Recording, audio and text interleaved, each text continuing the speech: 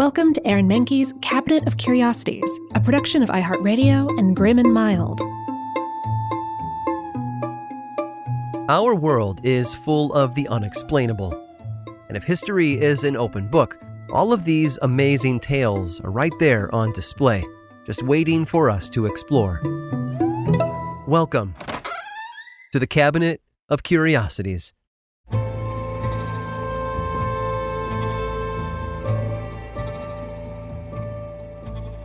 Nothing is made to last anymore. From computers to cell phones, even to clothes, things only last for so long before they start to deteriorate. This brand new smartphone that you spent thousands of dollars on won't even turn on in a handful of years. And all those new clothes your teen bought at the beginning of the school year probably won't even make it till Christmas. But buildings are different, or at least they're supposed to be. In 1915, Japan, a building was constructed that was meant to withstand the worst that nature had to offer. It just didn't count on what man had in store. The Prefectural Commercial Exhibition, or Product Exhibition Hall, was designed by Czech architect Jan Letzel as the centerpiece of the city's business district. It was intended to be a place for companies to showcase and sell their products, as well as a venue for local art exhibitions. Letzel's design was different from the other structures in the area, too. It was 3 stories tall and made of brick, stone, and steel. In the middle of it, a copper dome sat on top of a 5-story stairwell. Its unique aesthetic was in stark contrast to the rest of the buildings in the area, making it a popular destination for locals and tourists alike. 30 years after its completion, though, tragedy struck. The United States dropped a nuclear bomb on the middle of the city. The blast destroyed everything within a 1-mile radius. Homes, apartments, stores, and offices were reduced to rubble. Nearly 150,000 people were killed between the explosion and the radiation that followed. But not the exhibition hall. Though the roof had burned away and the center of the building was decimated, its sturdy frame still remained intact. Even the dome's skeleton was still there, perched atop the center of the structure. It was the only thing to have survived the devastating bombing of Hiroshima. Soon after the war, the dome was set to be demolished as part of the city's cleanup efforts. However, its remarkable condition amid the rest of the city's ruins made the decision to tear it down a difficult one. Some folks wanted to remove it, while others thought it made a perfect memorial for the bombing. The city decided to leave the exhibition hall alone, and instead put a park around it. In 1966, they voted to preserve what the locals had come to call the Genbaku Dome. Over the years since then, very little has changed. When modifications are made, such as a minor upgrade to earthquake-proof the dome, the look of the building is always left alone.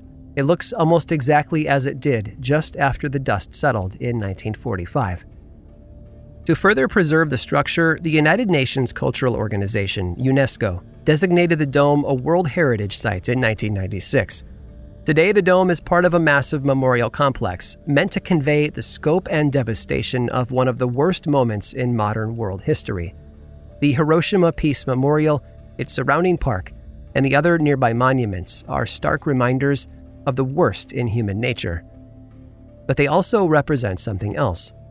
They stand for resilience and ingenuity, for struggle and fortitude in the face of adversity. And in the case of the dome itself, it's a reminder of that old cliche. They just don't make them like they used to.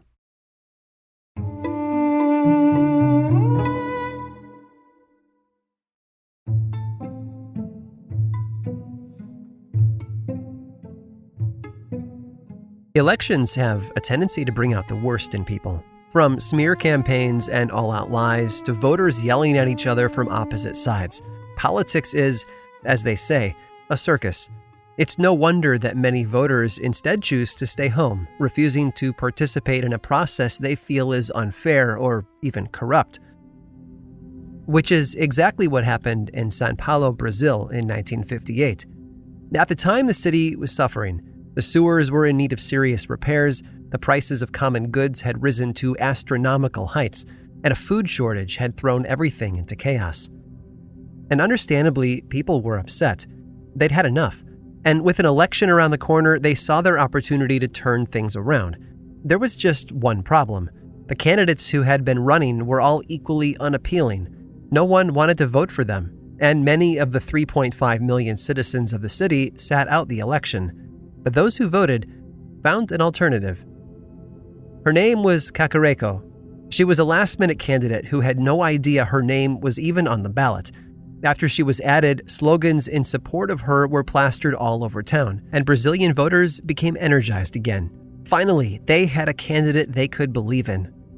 Her campaign wasn't given much thought by the other candidates. Surely someone so new and inexperienced couldn't beat Brazil's political heavyweights in such an important race. And then on October 8th, the votes were cast. One of the men running for city council earned a whopping 10,000 votes, an impressive showing from his supporters. Kakareko, on the other hand, brought in a few more, 90,000 more to be precise. You see, 100,000 citizens had cast their vote for Kakareko, a landslide that ended the campaigns of 11 opposition parties almost instantly. It was a surprising victory for a candidate who had been added as a protest vote against the 540 other parties running. Naturally, those other candidates were furious. They blamed their losses on a secret plan to undermine their campaigns. Could it have been a foreign interest or a corrupt puppet master pulling the strings behind the scene? The answer, though, was far simpler. Local journalist Itibori Martins had grown sick of all the politicians talking out of both sides of their mouths. None of them seemed worthy of occupying a seat on the city council. So rather than sit out the election entirely, Martins suggested Kakareko on a whim, and then a half-hearted nomination somehow took off. Unfortunately, Martins' scheme fell short. There was no way election officials would allow Kakareko to serve on the city council. For one thing, she was only 4 years old. For another, she was a rhinoceros. She had been on loan to the São Paulo Zoo for 3 months and inspired a new sentiment among the people. Better a rhinoceros than an ass, they said, and it started gaining steam with voters who looked at their options and wanted nothing to do with any of them. Kakareko may not have ever gotten to serve on the city council, but her unwitting foray into politics did have one lasting effect. She spawned a political movement in Canada. Yes, thousands of miles to the north, a new political party was forming. It was called the Rhinoceros Party of Canada and was established in 1963 as the spiritual successor to Brazil's Kakareko. Their motto, "A promise to keep none of our promises," said it all. They were only there to disrupt the status quo, much like their rhino pal down south. When they formed, they named Cornelius I as their leader. Cornelius lived at the Granby Zoo in Quebec and was, you guessed it, another rhinoceros. He held that position for almost 30 years, right up until the party was dissolved in 1993. Over the course of 9 elections, the Rhinoceros Party didn't win a single seat in the House of Commons, but they stuck to their fairly simple platform, one that resonated with thousands of Canadians. Candidate Brian Gold, who ran for election back in 1990, described that platform as well as anyone might. Just 2 feet high, he said, and made of wood. I hope you've enjoyed today's guided tour of the Cabinet of Curiosities. Subscribe for free on Apple Podcasts or learn more about the show by visiting curiositiespodcast.com. This show was created by me, Aaron Mahnke, in partnership with How Stuff Works. I make another award-winning show called Lore, which is a podcast, book series, and television show, and you can learn all about it over at theworldoflore.com. And until next time, stay curious.